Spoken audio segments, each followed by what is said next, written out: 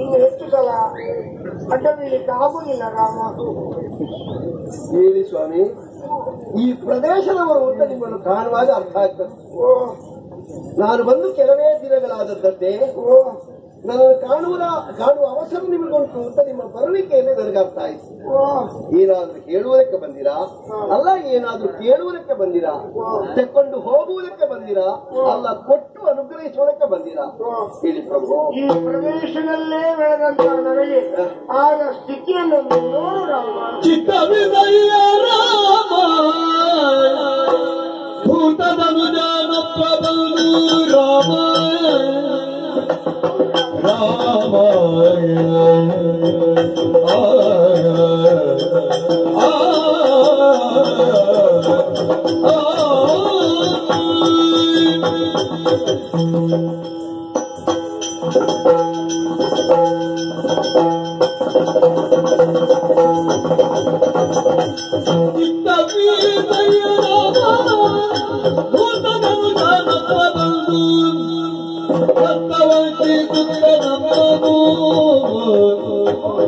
ಯಜ್ಞಶಾಲೆಯ ಕಿತ್ತು ಬಿಸಾಡಿರುವುದನು ಯಜ್ಞಶಾಲೆಯ ಕಿತ್ತು ಬಿಸಾಡಿರುವುದನು ರಾಮ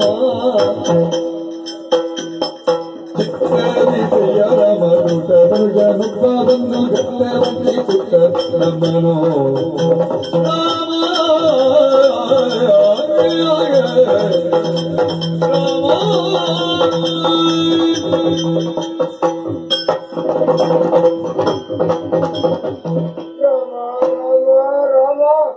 ದೇವರ ಪಾದಾರವಿಂದಗಳಿಗೆ ವಂದಿಸಿದ್ದೇವೆ. ಯಜ್ಞದ ಮೂಲಕವಾಗಿ ಹುಟ್ಟನ್ನು ಕಂಡ ರಾಮ ಯಜ್ಞವನ್ನು ಅನವರತವೋ ಮಾಡುವುದೇ ಕರ್ತವ್ಯ ಅಂತ ನಿಷ್ಠೆಯಿಂದ ಬದುಕುವ ನಿಮಗೆ ವಂದಿಸಬೇಕು ಬಿಟ್ಟರೆ ನೀವೆಲ್ಲ ನನಗೆ ವಂದಿಸುವುದಲ್ಲ. ಆದರೂ ರಾಮ ವಂದಿಸಲಿಕ್ಕೆ ಅರ್ಹ ವ್ಯಕ್ತಿ ನೀನಂತ ತಿಳಿದೆ ನಾವು ವಂದಿಸಿದಕ್ಕೆ ಬಂದವರಿಗೆಲ್ಲ ವಂದಿಸಲಿಕ್ಕೆ ಆಗ್ತದ ರಾಮ. ಆ ಸ್ವಭಾವ ನಿಮ್ಮದ್ದಲ್ಲ. ಹಾಗೆ ಅಂತ ನಿಮ್ಮಂತವರಿಂದ ವಂದಿಸಿಕೊಳ್ಳುವುದಕ್ಕೆ ನನಗೆ ಆಗದೇ ಇದ್ದದ್ದರಿಂದ ನಾನು ನಿಮ್ಮ ಕಾಲಿಗೆ ಬೀಳಲಿಕ್ಕೆ ಆರಂಭ ಮಾಡುವುದು. ಹೌದೇ ರಾಮ, ಸಂತೋಷ. ವರ್ಣಾನಾಂ ಬ್ರಾಹ್ಮಣೋ ಗುರು, ನಾ ಕ್ಷತ್ರಿಯನಿದ್ದೇನೆ. ಬ್ರಾಹ್ಮಣರಾದವರು ನನ್ನ ವ್ಯಕ್ತಿತ್ವವನ್ನು ಕಂಡು ವಂದಿಸಿದ್ರು. ಬ್ರಾಹ್ಮಣರಿಂದಲೇ ವಂದಿಸಿಕೊಳ್ಳಬೇಕು. ಕೆಲವರಿಗೆಲ್ಲ ಇರ್ತದೆ ಕಾಲು ಹಿಡಿಸಿಕೊಳ್ಬೇಕು ಅಂತ, ಹೌದು, ನೇರ ನಿಲ್ತಾರೆ. ಇದು ನಮ್ಮ ಜನ್ಮ ಸಿದ್ಧ ಹಾಕು ಅಂತ ತಿಳಿಯುವವರಿದ್ದಾರೆ. ನಡೀತಾ ನಡೀತಾ ಹೋಗುವಾಗ ಯಾವನಾದ್ರೂ ಒಬ್ಬ ಬಡಪಾಯಿ ಸಿಕ್ಕಿದ್ರೆ ಅವನ ಬಳಿ ಇವರೇ ನಿಲ್ತಾರೆ, ಅವ ಹಿಡಿಬೇಕು ಕಾಲು ಅಂತ. ಹಾಗೆಲ್ಲ ಹಿಡಿಸಿಕೊಳ್ಳುವ ಸ್ವಭಾವ ನಮ್ಮದಲ್ಲ. ಕೆಲವರಿಗೆ 4 ಜನರ ಮುಂದೆ ಸೂಚನೆ ಕೊಡುವುದುಂಟು, ಹೀಗೆ ಹಿಡಿ ಅಂತ. ಕೆಲವರೆಲ್ಲ ಹೇಳಿಕೊಟ್ಟು ಅಡ್ಡ ಬಿದ್ದು ಬಿದ್ದು ಬಿದ್ದು ನಮ್ಮ ತಲೆಯ ಕೂದಲೇ ಹೋಯ್ತು ಇದ್ರದ್ದು. ಹೌದು, ಹಾಗಾದ್ರೆ ಕೂದಲು ಇಲ್ಲದವರೆಲ್ಲ ಅಡ್ಡ ಬಿದ್ದಿದ್ದಾರೆ ಎಂಬ ಅರ್ಥ ಅಲ್ಲ ರಾಮ. ನೀನು ಹೇಗಾಗಿ ಈ ಕ್ಷೇತ್ರದಲ್ಲಿ ಬೆಳೆದವನು ನಾನು, ಹುಟ್ಟಿದವನು ನಾನು, ಸಾವಿರ ದಿನಗಳಿಂದ ನಾನು ಮಾನ್ಯತೆ ಪಡೆದಿರುವ ನನ್ನ ಸ್ಥಿತಿಯನ್ನು ಇವತ್ತು ನೋಡಿ ಹೇಗಾಗಿದೆ. ಸ್ವಾಮಿ, ಕಾಲ ಕಾಲದ ಹಾಗೆ ಉಳಿಯುವುದಿಲ್ಲ. ಇಲ್ಲ, ಒಂದು ಕಾಲದಲ್ಲಿ ಎಲ್ಲರಿಗೂ ಮಾನ್ಯತೆ ಪಡೆದಿರಬಹುದು, ಆ ಮಾನ್ಯತೆ ಇನ್ನೂ ನಿಮಗೆ ಇರಬಹುದು.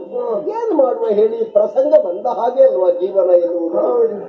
ಎಲ್ಲದರಲ್ಲಿಯೂ ನಾವೇ ಬೇಕು ಅಂತ ಹೇಳಿದ್ರೆ ಆಗ್ತದ? ಹೌದು, ಪ್ರಸಂಗ ಇರುವಾಗಲೇ ಯೋಚನೆ ಮಾಡಬೇಡ. ನೀವೆಲ್ಲ ಇಟ್ಟು ಬಂದ್ರೆ ಸಾಕು, ಏನಾಯ್ತು ಹೇಳಿ. ಹೌದು, ಕೆಲವರೆಲ್ಲ ನೀವು ಬಂದು ನಿಂತರೆ ಸಾಕು ಅಂತೇಳಿ ನಿಲ್ಲುವುದಕ್ಕೆ ನಾನೇನು ಬೆದರಗೊಂಡೆಯ. ಷಡ್ವೈಗಳನ್ನು ತ್ಯಜಿಸಿ ಪಂಚೇಂದ್ರಿಯಗಳನ್ನು ಬಿಗಿಡಿದು ದೃಷ್ಟಿಯನ್ನು ನಾಸಿಕಾಗ್ರದಲ್ಲಿ ಕೇಂದ್ರೀಕರಿಸಿ ಲೋಕ ಕಲ್ಯಾಣಕ್ಕೆ ಬೇಕಾಗಿ ತಪಸ್ಸನ್ನು ಮಾಡಿರುವಂತಹ ಋಷಿವರಿಯರು ನಾವು. ನಮಗೆ ಯಾವುದೂ ಸ್ವಾರ್ಥಗಳೇ ಇಲ್ಲ. ಸೂರ್ಯನಿಗೆ ಬೆಳಗುತ್ತಾನೆ, ಈ ಪ್ರಪಂಚ ಬೆಳಕನ್ನು ಒಂದು ಬಿಟ್ಟರೆ ಸೂರ್ಯನಿಗೆ ಏನಾದ್ರೂ ಸ್ವಾರ್ಥ ಇದೆಯೇ? ಇಲ್ಲ. ಮರಗಳು ಫಲವನ್ನು ಕೊಡುತ್ತದೆ, ಏನಾದ್ರೂ ಸ್ವಾರ್ಥ ಇದೆಯೇ? ಇಲ್ಲ. ಚಂದ್ರನು ತಂಪನ್ನು ಕೊಡ್ತಾನೆ, ಚಂದ್ರನಿಗೇನು ಸ್ವಾರ್ಥ ಇದೆ? ಇಲ್ಲ. ಗಾಳಿ ಬೀಸುತ್ತದೆ, ಆ ಗಾಳಿಗೇನಾದ್ರೂ ಸ್ವಾರ್ಥ ಇದೆ? ಇಲ್ಲ. ನದಿಯು ನಿರಂತರವಾಗಿ ಹರಿತಾ ಇರ್ತದೆ, ಅದಕ್ಕೇನು ಸ್ವಾರ್ಥ ಇದೆ? ಇಲ್ಲ. ಹಾಗೆ ನಮ್ಮ ಬದುಕಿನಲ್ಲಿ ಯಾವುದೇ ಸ್ವಾರ್ಥವನ್ನು ಇಟ್ಟುಕೊಳ್ಳದೆ ಲೋಕ ಕಲ್ಯಾಣವೇ ಉದ್ದೇಶವಾಗಿಟ್ಟುಕೊಂಡು ರಾತ್ರಿ ಹಗಲು ಯಾಗ ಯಜ್ಞಾದಿಗಳಿಂದ ಲೋಕಕ್ಕೆ ಕಲ್ಯಾಣವನ್ನೇ ಬಯಸುವರು ನಾವು. ಅದನ್ನು ನಿಸ್ವಾರ್ಥ ಅಂತಲೂ ಹೇಳಲಿಕ್ಕೆ ಬರ್ತದೆ, ಅದು ಅದಕ್ಕೆ ಧರ್ಮ ಅಂತಲೂ ಹೇಳಲಿಕ್ಕೆ ಬರ್ತದೆ. ಹೌದು. ಗಾಳಿ ಬೀಸುವುದು ಧರ್ಮ, ಬೆಂಕಿ ಉರಿಯುವುದು ಧರ್ಮ, ನೀರು ಹರಿಯುವುದು ಧರ್ಮ, ದೇವತೆಗಳಿಗೆ ಅನುಗ್ರಹಿಸುವುದು ಧರ್ಮ, ಕಾಪಾಡಬೇಕಾದ ಕ್ಷತ್ರಿಯರಿಗೆ ಕಾಪಾಡುವುದು ಧರ್ಮ, ಋಷಿ ಮುನಿಗಳಿಗೆ ಯಾಗ ಯಜ್ಞಾದಿಗಳನ್ನು ಮಾಡುವುದು ಧರ್ಮ. ಹೌದು. ಆ ಧರ್ಮವೇ ನಾಶ ಆಗುವಂತಹ ಸಂದರ್ಭ ಬಂದದೀಗ ರಾಮಚಂದ್ರಮ. ಅಪ್ಪನಾದವ ಮಕ್ಕಳಿಗೆ ವಿದ್ಯಾಭ್ಯಾಸ ಕೊಡಿತಾನೆ, ನೆನಪು ಮಕ್ಕಳಿಗೆ ಬೇಕು. ಹಾಗೆ ಅಂತ ಅಪ್ಪನಾದವ ಉದ್ಧಟತನದಿಂದ ನಿನ್ನನ್ನು ನಾನು ಬದುಕಿಸಿದ್ದೇನೆ ಎನ್ನುವುದನ್ನು ಬೀಗಿ ಹೇಳಕೂಡದು.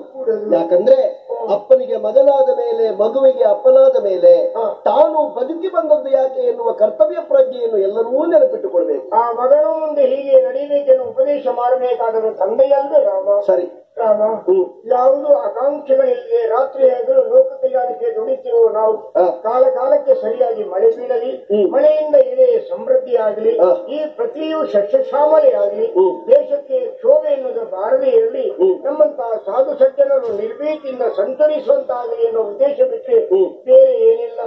ಸಾಧು ಸಜ್ಜನರಾದ ನಮಗೆ ಬದುಕುವುದಕ್ಕೆ ಅಸಾಧ್ಯವಾಗುತ್ತಾ ಇದೆ ರಾಮ, ಅಸಾಧ್ಯವಾಗುತ್ತಾ ಇದೆ. ಸಜ್ಜನರಾದ ನಿಮ್ಮ ಬದುಕಿಗೂ ತೊಂದರೆ ಆಯ್ತೆ. ಹೌದು. ಏನು ತೊಂದರೆ?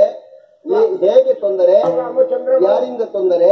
ರಾಮಚಂದ್ರ, ಬೇರೆ ಯಾರಿಂದಲೂ ಅಲ್ಲ, ದುಷ್ಟ ರಕ್ಕಸರಿಂದ ನಮಗೆ ಬದುಕುವುದಕ್ಕೆ ಅಸಾಧ್ಯವಾಗುತ್ತಾ ಇದೆ. ಲೋಕ ಕಲ್ಯಾಣಕ್ಕೆ ಬೇಕಾಗಿ ಯಾಗ ಯಜ್ಞಾದಿಗಳನ್ನು ಮಾಡುವಂತಹ ಮಂಟಪವನ್ನೇ ಕಿತ್ತು ದೂರ ಬಿಸಾಡ್ತಾರೆ. ಅದೇನು ಬಸ್ಲೆ ಚಪ್ರ ಅಂತ ತಿಳ್ಕೊಂಡಿದ್ದಾರ? ಯಜ್ಞಶಾಲೆಯನ್ನೇ ಕಿತ್ತು ಬಿಸಾಡಿಸಾಡ್ತಾರೆ.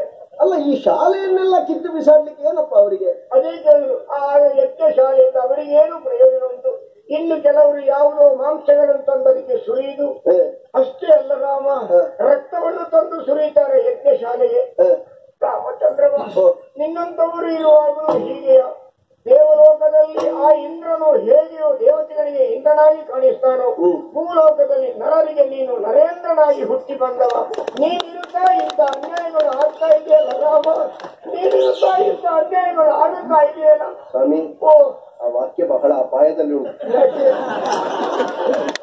ನಾನಿರುತ್ತಲೂ ಇಂಥದ್ದಾಗ್ತಾ ಇದೆ ಅಂತ ಹೇಳಿದ್ರೆ ನಾನೇ ಮಾಡಿಸುವುದುಂಟಲ್ಲ. ಹಾಗಲ್ಲ, ಅದು ತಪ್ಪು ತಿಳಿಯಬಾರದು.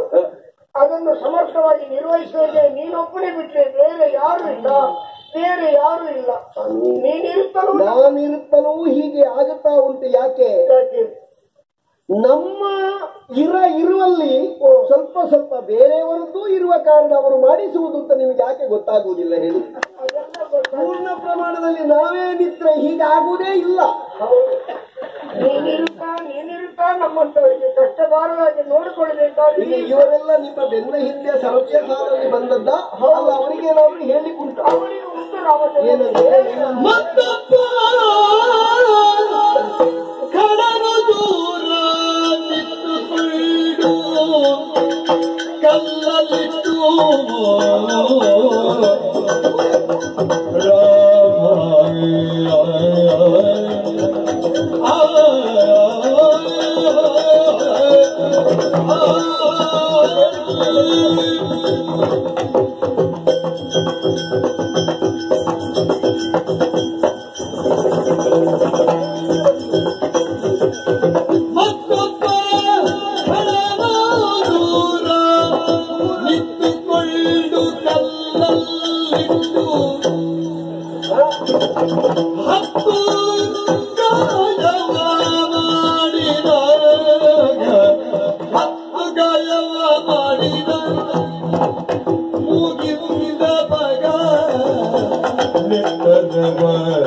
ನೀನು ನೋಡು ನೋಡು ನೋಡಿದ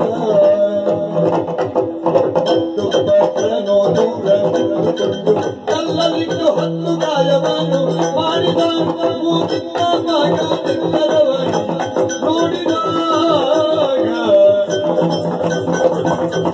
ಕವಿತೆಯ ರಾಮ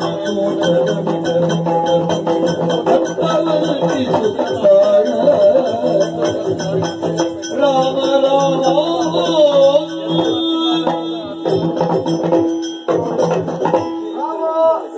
ಪವಿತ್ರವಾದ ಬಾಧೆಗಳಿಗೆ ಒಳಗಿದ್ದೇನೆ. ನಾವು ವಿಶೇಷವಾಗಿ ಹೇಳಬೇಕು ಅಂತ ಇಲ್ಲ. ನಮ್ಮ ಮುಖವನ್ನು ನೋಡುವಾಗಲೇ ನಿಮಗೆ ಗೊತ್ತಾಗಿರಬಹುದು. ಅಯ್ಯೋ, ಇವರ ಮುಖವನ್ನು ನೋಡುವಾಗ ಏನೆಲ್ಲ ಆಗಿದೆ ನೋಡ್ರಾಮ. ಹಾಗೆ ಆಗಬಾರ್ದಿತ್ತು, ಆದ್ರೂ ಆಗಿದೆ ಅಲ್ವಾ?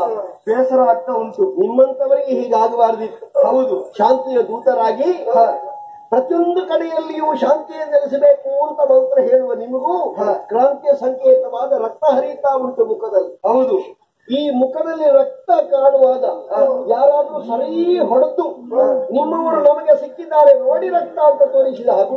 ಹೌದು, ಹೊಡೆದದ್ದು ಬೇರೆ ಯಾರು ಅಲ್ಲ, ರಾಕ್ಷಸರು ದೂರದಲ್ಲಿ ನಿಂತು ಕಲ್ಲನ್ನು ಹೆಕ್ಕಿ ದೂರದಿಂದಲೇ ಎಸೆದದ್ದು. ಈಗೆಲ್ಲ ಮುಖದಲ್ಲಿ ರಕ್ತ ಬರುವ ಹಾಗೆ ಹೊಡಿಬೇಕು ಅಂತಾದ್ರೆ ಅವರು ನಿಜವಾಗಿಯೂ ರಕ್ಕಸರೇ. ಹೌದು, ರಕ್ಕಸರೇ. ಅಂತಿಂತ ರಕ್ಕಸರಲ್ಲ, ಕೂಳ ರಾಕ್ಷಸರು. ಅವರು ಕಲ್ಲನ್ನು ಹಿಡಿದು ನಮ್ಮನ್ನು ನೋಡಿ ಕಂಡಲ್ಲಿ ಎಸೆದು ಒಂದೇ ಕಲ್ಲು. ಈಗ ನಿಮಗೆ ಹೊಡೆಯುವುದಲ್ಲ, ಅವರು ಕಲ್ಲೊಡೆಯುವುದು. ಒಂದೇ ಕಲ್ಲಿನಿಂದ 10 ಗಾಯ ಬೇರೆ ಬೇರೆ ಜಾಗದಲ್ಲಿ. ನೋಡಿ, ಒಂದು ಕಲ್ಲು ಬಿಸಾಡಿದ್ದರಿಂದ ನಿಮಗೆ 10 ಗಾಯ ಆಗಿದೆ. ಬಹುಶಃ ಬಿಸಾಡುವಾಗ ಒಂದೇ ಇದ್ದದ್ದು ಕೈಯಿಂದ ಬಿಡುವಾಗ 3-4 ಆಗಿ ಮುಖಕ್ಕೆ ಬೀಳುವಾಗ 10-15 ಆಗಲ್ಲ. ಒಂದು ಕಲ್ಲನ್ನು ಹೊಡಿತಾನೆ, ಬಿಸಾಕಿದಾಗ ನಮಗೆ ಮಂಡಿಗೆ ತಾಗುತ್ತದೆ. ಮತ್ತೊಂದು ಕಲ್ಲು ಬೀಳ್ತದೆ ಅಂತೇಳಿ ನಾವು ಹೆದರಿ ಓಡುವಾಗ ಮರದ ಬೇರೆ ತಾಗಿ ಮತ್ತೆ ಅಲ್ಲಿ ಕೌಚು ಬೀಳುತ್ತೇವೆ. ಅಷ್ಟೊಂದಿಗೆ ಮತ್ತೊಂದು ಬೊಬ್ಬೆ ಮತ್ತೆ ಇಲ್ಲಿಂದ ಬಂದ ಮತ್ತೆ ನಾವು ಓಡುದು.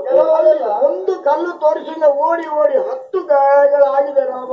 ಕೆಲವರೆಲ್ಲ ಓಡಿ ಎಲ್ಲ ಮರದ ಮೇಲೆ ಕುತ್ಕೊಳ್ಳುದು, ಹೆದರಿ ಭಯದಲ್ಲಿ ಕೆಳಗೆ ಬಿದ್ದು ಎಲ್ಲ ಹೊರಳಾಡಿ ಹೋಗುವಾಗ ಎಲ್ಲ ಬಂಡೆಗಳೆಲ್ಲ ತಾಗಿ